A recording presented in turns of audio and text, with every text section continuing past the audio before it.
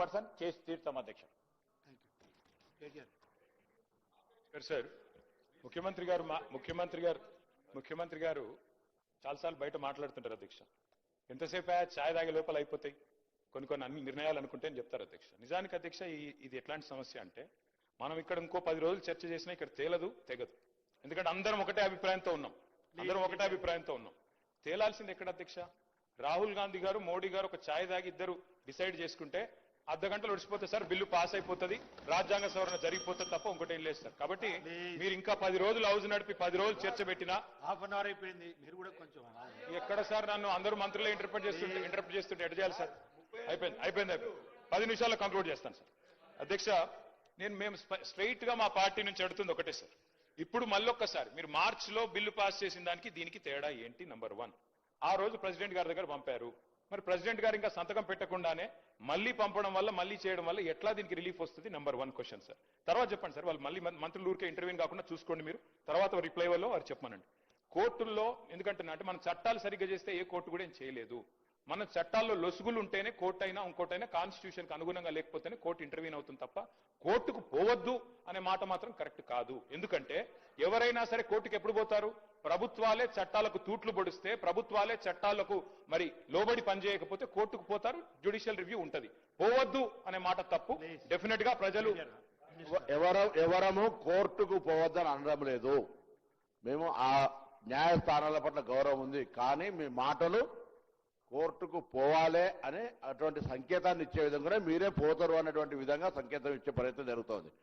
ఇంతకంటే మీరు అన్నట్టుగా నరేంద్ర మోడీ గారు, రాహుల్ గాంధీ గారు ప్రధాన ప్రతిపక్షంగా కూర్చుంటే షెడ్యూల్ 9 ప్రకారంగా వస్తుంది.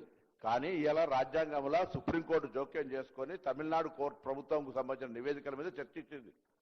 నేను ఇవాళ మీ ద్వారా కోరుతా ఉన్నా, గౌరవ పార్టీ పరంగా మాకు సంబంధించిన కొంతమంది మంత్రులు, సిపిఐ నాయకులు కూనంనేని సాంబశివరావు గారు ఎంఐఎం తరఫున, అదేవిధంగా బీజేపీకి సంబంధించి మీరు వర్కింగ్ ప్రెసిడెంట్ గా మీరు, మీ బలహీన వర్గాల మంత్రి కమలాకర్ గారు రండి.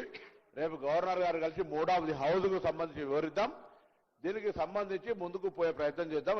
ఎవరైనా అటువంటి ప్రయత్నాలు ఆపడానికి ప్రయత్నం చేస్తే అడుగుదాం. ఇది గాక ఏ మార్గం చెప్తారో చెప్పండి, తప్పకుండా దాని ప్రకారం 42% బీసీలకు స్థానిక సంస్థలో వాటా ఇస్తూ ఎన్నికలు నిర్వహించాలనేది మా ప్రభుత్వ ఉద్దేశం. దీనికి సంబంధించి రాజ్యాంగపరమైన అంశాలకు సంబంధించి ఇబ్బందులు ఉన్నటువంటి మాట వాస్తవమే. దాన్ని ఏ విధంగా ఓవర్కమ్ అవుతామో దానికి సంబంధించి అన్ని రకాలుగా ప్రయత్నం జరుగుతున్నది కాబట్టి చేస్తా ఉన్నాం. ఈరోజు ఆర్డినెన్స్ తొలగించడానికి సంబంధించి తొలగించిన తర్వాతనే మేము పెట్టిన 42% సంబంధించి గతంలో మార్చిలో తెచ్చిన తర్వాత గవర్నర్ గారి దగ్గర నుంచి రాష్ట్రపతికి పోయినటువంటి మాట మీకు తెలియదా? తమిళనాడు ప్రభుత్వానికి సుప్రీంకోర్టు ఎటువంటి ఊరట ఇచ్చిందో తెలియదా? ఇవన్నీ తెలిసిన తర్వాత కూడా మీరు అట్లా మనం నెగటివ్ గా కోర్టుకు పోవద్దని చెప్తారు. మేము ఎప్పుడు కోర్టుకు పోతాం. కోర్టుల పట్ల అపారమైనటువంటి విశ్వాసం ఉన్నది. కానీ మనం కోర్టుకు పొమ్మని ప్రవోక్ చేసేటువంటి విధానం మంచిది కాదు. దయచేసి మళ్ళీ చెప్తారా, టీఆర్ఎస్ పార్టీగా ఎవరో పాత కాంగ్రెస్ నాయకుడు పోయిండని చెప్పి మీరు ఎట్లయితే చెప్తారో భవిష్యత్తులో అటువంటి కలంకం తెచ్చుకునే చర్చ చేసేటువంటి అవకాశం లేకుండా ఉండండి. ఈరోజు దీనికి సంబంధించి క్షుణ్ణంగా తెలంగాణ వ్యాప్తంగా బలహీన వర్గాలకు సంబంధించి మనం ఢిల్లీలో ధర్నా పెడితే అధ్యక్ష సంబంధం లేకుండా గ్రామీణ ప్రాంతాల నుంచి స్పందన వచ్చినటువంటి పరిస్థితి. ఇలా గ్రామీణ ప్రాంతాల భావోద్వేగాల వ్యాప్తి చర్చ జరుగుతోంది. ఈ చర్చను టీఆర్ఎస్ పార్టీ చేస్తున్నటువంటి కోర్టు ఇతర ప్రస్తావనలని క్షేత్రస్థాయిలో గమనిస్తా ఉన్నారు. దయచేసి పార్టీ స్టాండ్ స్పష్టంగా చెప్పి ఏకాభిప్రాయంగా తీర్మానం తీసుకొని నేను రేపు ఉదయం గవర్నర్ గారు టైం తీసుకుంటాం.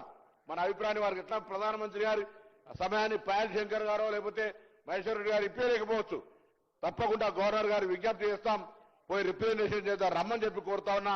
దీనికి సంబంధించి అపశకనాలతో ప్రారంభమయ్యే సభ అపశకనంగా మాట్లాడకుండేటువంటి విధంగా ఉండాలని సందర్భంగా మరొకసారి గౌరవ నాయకులందరికీ పార్టీలకు విజ్ఞప్తి చేస్తున్నాను. ఇంటర్వ్యూ అయితే ఎట్లా సార్? రిప్లైలో చెప్పొచ్చు. ఈ కొత్తగా ఏం చెప్పలేదు వారు. రిప్లైలో చెప్తే చాలు. నేను 5-10 నిమిషాలు కంక్లూడ్ చేస్తాను సార్.